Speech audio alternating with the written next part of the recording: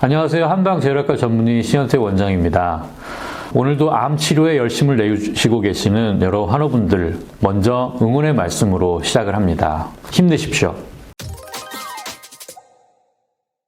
항암 치료로 인해서 나타나는 부작용이 여러 가지가 있지만 아마도 수족 증후군이 가장 오랫동안 환자분들을 힘들게 하는 것이 아닐까 하는 생각이 듭니다.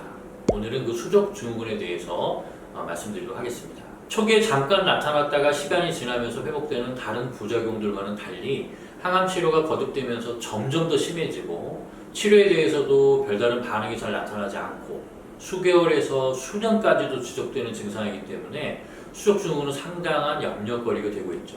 수족 증후군이란 손바닥, 발바닥이 붉어지고 붓고 저리고 아프고 온도 변화나 여러 가지 자극에 민감해지는 증상을 말합니다.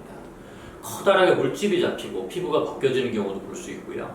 피부에 이상이 없이 저림 증상, 냉감 등이 심해서 손가락을 잘 쓰지 못하시고 걷기도 힘든 경우까지도 볼 수 있습니다. 손과 발은 특히 많이 사용되는 부위이기 때문에 수족 증후군을 가지고 있는 환자분들의 생활은 그야말로 엉망이 되고 갑니다. 증상이 비교적 가벼운 경우는 보습제나 각질 용해제 어느 정도 치료가 가능하기도 하지만 심하면 고강도의 스테로이드와 진통제를 사용해야 될 정도로 염증과 통증이 심한 경우들도 있습니다.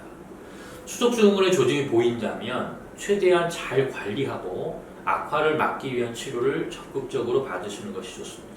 일상생활을 하시는 데 있어서는 다음과 같은 부분들을 실천하도록 하십시오. 첫 번째로 손, 발에 피부 보호제를 자주 사용하셔야 됩니다. 두 번째, 장갑과 양말을 반드시 착용합니다. 손발바닥에 가해지는 자극을 줄이고 보습크림의 흡수를 돕기 때문이죠.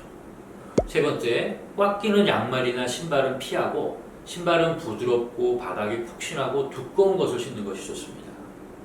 네 번째, 뜨거운 물에 손과 발을 오랫동안 담가서는 절대 안 됩니다. 다섯 번째, 손을 많이 사용하는 일은 가급적으로 삼가도록 하시고요. 불가피한 경우는 장갑을 꼭 끼고 사용하도록 하십시오.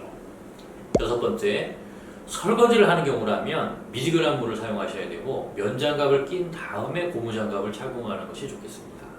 일곱 번째, 물을 충분히 섭취하도록 합니다. 여덟 번째, 족욕을 잘 활용하도록 합니다. 수족 증후군이 있는 경우 한방 면역 치료로는 약욕 외용제를 사용한 족욕과 약물 치료를 권장하고 있습니다. 족욕은 말초 혈관의 혈류순환을 극대화하고 손상된 말초 신경이 회복될 수 있는 환경을 조성해서 회복하는 데 도움을 줄 수 있는 것으로 알려져 있습니다.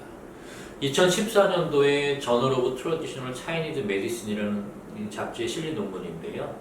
무작위 대조군 임상시험 결과에 따르면 수족 증후군의 대증적인 치료인 피리독신을 사용한 대조군의 경우에 50% 정도 회복을 보인 것에 비교해서 가미 도움 사물탕이라는 약액을 희석해서 족욕을 실시한 경우에 이 실험군에서는 88.3%에서 수족 증후군이 호전되더라는 월등한 효과가 확인되었다고 합니다.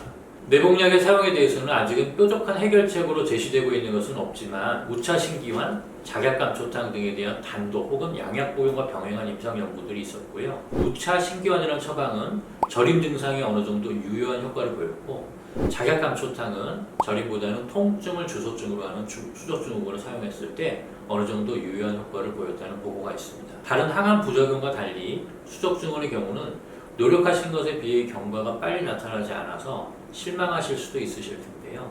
조금 더 긴 호흡을 가지시고 꾸준하게 개선을 위한 치료와 관리가 필요하다고 생각을 하시는 것이 좋겠습니다.